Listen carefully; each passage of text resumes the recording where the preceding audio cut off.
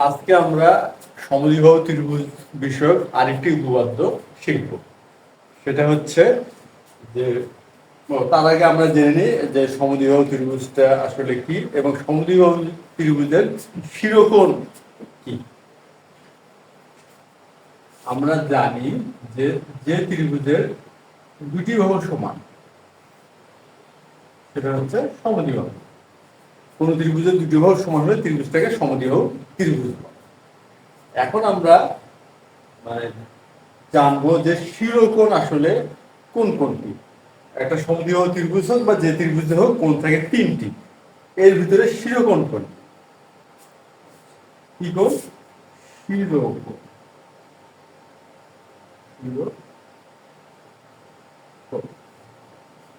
এখন অনেকে বলতে পারে যে শিরোকোণ, শির মানে হচ্ছে মাথা, যেহেতু এটা শিরোকোণ তাহলে উপরের দিকে যে কোণ, যেহেতু মাথা উপরের দিকে থাকে তাহলে উপরের দিকে যে কোণ অর্থাৎ কোণ এটাই হবে শিরোকোণ। এটা সাধারণ সেন্সে অনেকেই ভাবতে পারে। আবার এই চিত্রের জন্য ভাবনাটা হয়তো ঠিকও, যে এই চিত্র যে আঁকা হয়েছে সে হিসেবে শিরোকোণ এই কোণই হচ্ছে।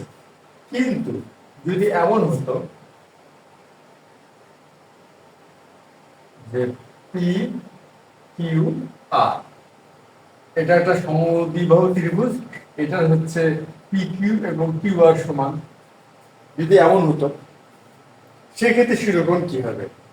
এই ক্ষেত্রে কিন্তু শির মানে মাথা, আর মাথা থেকে উপরের দিকে, সেই হিসেবে কোণ এ, এই ধারণাটা কিন্তু আবার এই চিত্রের জন্য প্রযোজ্য হলো না। কারণটা কি? এই চিত্রানুসারে এখানে পি পি হচ্ছে উপরের দিকের কোণটা। তা আমরা যদি এই কনসেপ্ট দিয়ে শিরোকোণ দাঁড় করাতে চাই তাহলে এই পি কোণটাই হবে শিরোকোণ, কিন্তু এই চিত্রের পি কোণটা কিন্তু শিরোকোণ নয়। এই চিত্রের কোন কোনটি শিরোকোণ? এই চিত্রে হচ্ছে কিউ, কিউ কোণটা শিরোকোণ। অর্থাৎ ব্যাপারটা কি দাঁড়াইলো? ব্যাপারটা দাঁড়ালো হচ্ছে সমান সমান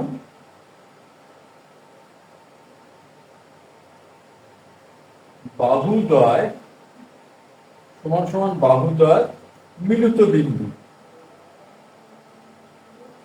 মিলিত বিন্দুতে উৎপন্ন কোণ।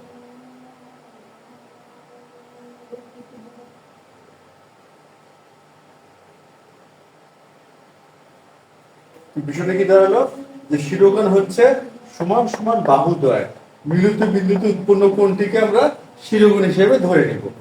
তা সুতরাং পি কিউ এবং কিউ আর, এই বাহু দুটো যেহেতু সমান এবং এদের মিলিত বিন্দু হচ্ছে কিউ, সুতরাং পি কিউ আর হলো শিরোকোণ। এটা দ্বিতীয় চিত্রের জন্য। আর প্রথম চিত্রে এ বি এবং এসি, এই বাহু দুটো সমান এবং তারা মিলিত হয়েছে এই বিন্দুতে, সুতরাং বিএসি হচ্ছে শিরোকোণ। আমাদের শিরোকোণের ধারণাটা বা কনসেপ্টটা এইভাবে খেয়াল রাখতে হবে যে সমান সমান বাহুদ্বয়ের মিলিত বিন্দুতে উৎপন্ন কোণই হচ্ছে শিরোকোণ। এটা হলো সমদ্বিবাহু ত্রিভুজের শিরোকোণ। এখন আমরা যে উপপাদ্যটা আজকে প্রমাণ করব সেটা হচ্ছে শিরোকোণের, এই যে শিরোকোণের সমদ্বিখণ্ড, অর্থাৎ এটাকে যদি একটা সমদ্বিখণ্ডিত করি, সমদ্বিখণ্ড ভূমিকে সমদ্বিখণ্ডিত করে, অর্থাৎ এটা হচ্ছে ভূমি, ভূমিকে সমদ্বিখণ্ডিত করে এবং এটা লম্ব হয়। কি হয়? শিরোকোণের সমদ্বিখণ্ড ভূমিকে সমদ্বিখণ্ডিত করে এবং ভূমির উপরে লম্ব হয়। এখানে আমরা ব্যবহার করব হচ্ছে বাহুকোণ বাহু উপপাদ্য, বাহুকোণ বাহু উপপাদ্য, বাহু সর্বসমতার উপপাদ্য।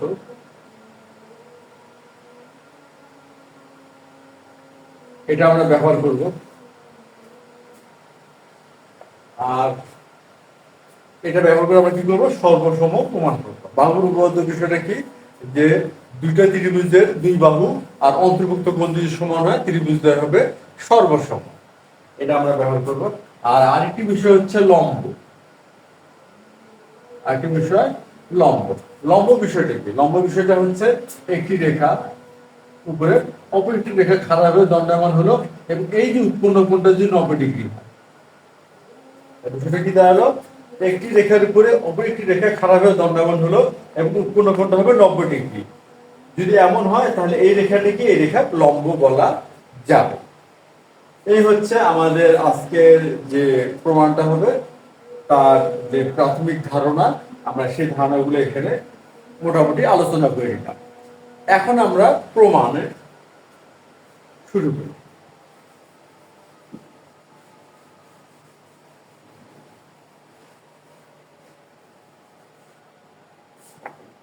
প্রথমে আমরা সাধারণ নির্বাচনটা লিখে নিই।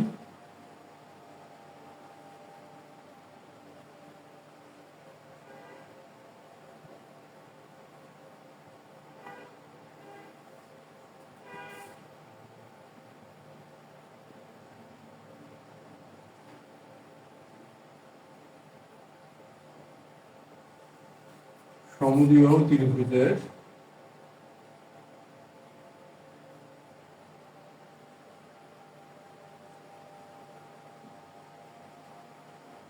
শিরোকোণের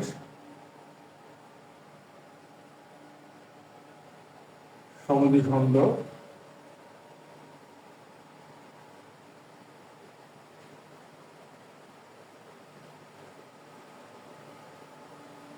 ভুজকে সমদ্বিখণ্ডিত করে, সমদ্বিখণ্ডিত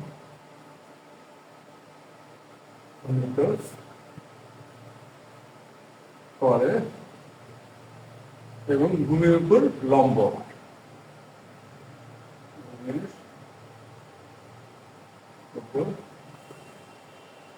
লম্ব বলটা কি দাঁড়ালো? সমদ্বিবাহু ত্রিভুজের শিরোকোণের সমদ্বিখণ্ড ভূমিকে সমদ্বিখণ্ডিত করে এবং ভূমির উপর লম্ব। তাহলে প্রথমে আমরা একটা সমদ্বিবাহু ত্রিভুজ এঁকে নেই। A B C, A B এবং এসি সমান, শিরোকোণ হচ্ছে কোণ বিএসসি, এটাকে সমদ্বিখণ্ডিত করলাম এডি। আমরা এখন প্রমাণ করব যে সমদ্বিখণ্ডিত হয় ভূমি, তাহলে বিডি সমান সিডি আর এডি লম্ব বিসি। এখন আমরা বিশেষ নির্বাচনটা লিখি।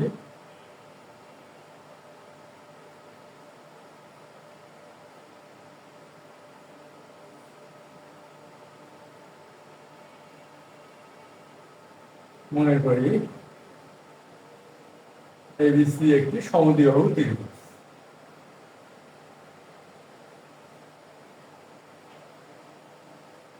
সমদ্বিবাহু ত্রিভুজ ইতিহাস এবি সমান এস।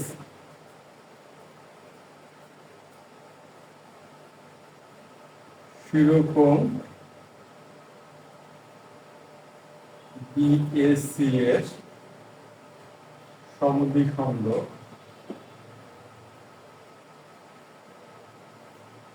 এডি ভূমি বিসি কে বি বিন্দুতে সেট করে।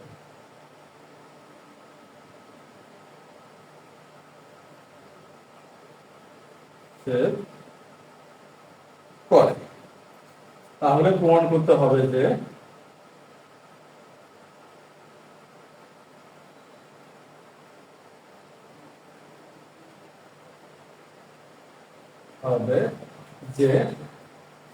কি করে এডি ভূমিকে সমদ্বিখণ্ডিত করে। এডি যেহেতু ভূমিকে সমদ্বিখণ্ডিত করে, সুতরাং হবে বিডি সমান সিডি এবং কি হবে এডি, এবং এটা লম্ব হবে, এডি লম্ব হবে কার উপরে? ভূমির উপরে। এদের ভূমিকে সমদ্বিখণ্ড ভূমির উপর লম্ব হয়, তার সুতরাং হবে এডি লম্ব বিসি। এই হচ্ছে আমাদের প্রমাণ। এই উপপাদ্যটা প্রমাণ করতে যে কোনো নতুন করে কোনো অঙ্কন করার দরকার নাই, আমাদের যে চিত্র এটাই যথেষ্ট প্রমাণ করার জন্য। আমরা সরাসরি প্রমাণে আসি।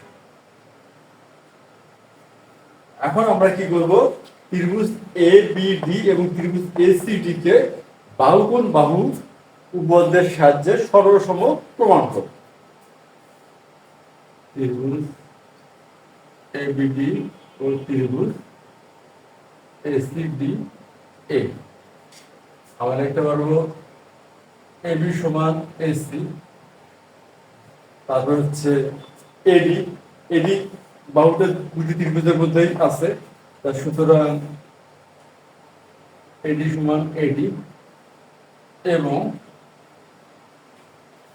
আমরা যেহেতু কোণ বিএসি কে সমদ্বিখণ্ডিত করছি, বা এটা সমদ্বিখণ্ডিত করা আমাদের উপপাদ্যের সাধারণ নির্বাচন অনুযায়ী বা প্রশ্ন অনুযায়ী, সুতরাং তো আমরা বলতেই পারি যে কোণ বিএডি এবং কোণ সিএডি সমান। এবং আমরা একটা বিষয় খেয়াল করি, এবি এবং এডি এই বাহু দুটো অন্তর্ভুক্ত কোণ হচ্ছে বিএডি, এবং এডি এবং এসি এই বাহু দুটির অন্তর্ভুক্ত কোণ হচ্ছে সিএডি। তাহলে আমরা লিখতে পারবো অন্তর্ভুক্ত কোণ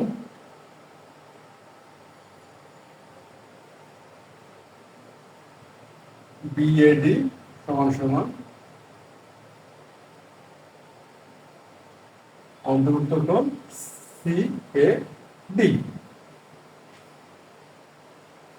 আমাদের বাহুর উপপাদ্য যে বিষয়টা সেটা আমাদের এখানে প্রতিষ্ঠিত হলো। সুতরাং আমরা বলতে পারি ত্রিভুজ হচ্ছে এবিডি সরসম ত্রিভুজ এসিডি। আর সরসম যে ত্রিভুজ দুটো আমরা এখন বলতেই পারবো বিডি এবং সিডি সমান। সুতরাং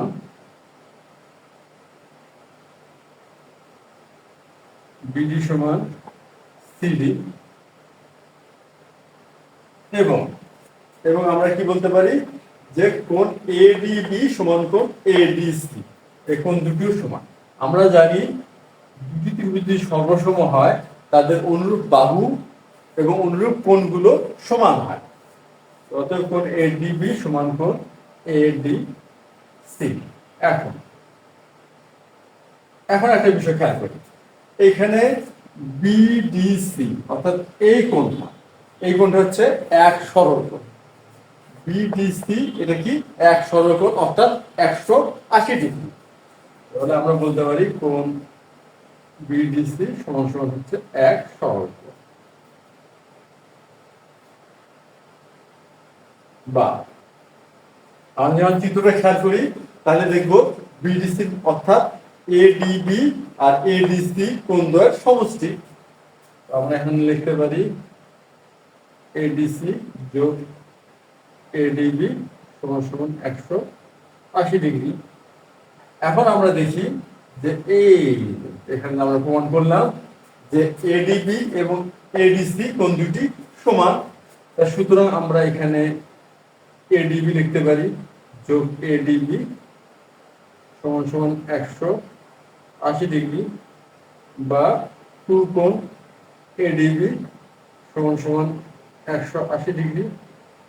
অতএব কোণ এডিবি 180 ডিগ্রি ভাগ 2 সমান সমান 90 ডিগ্রি।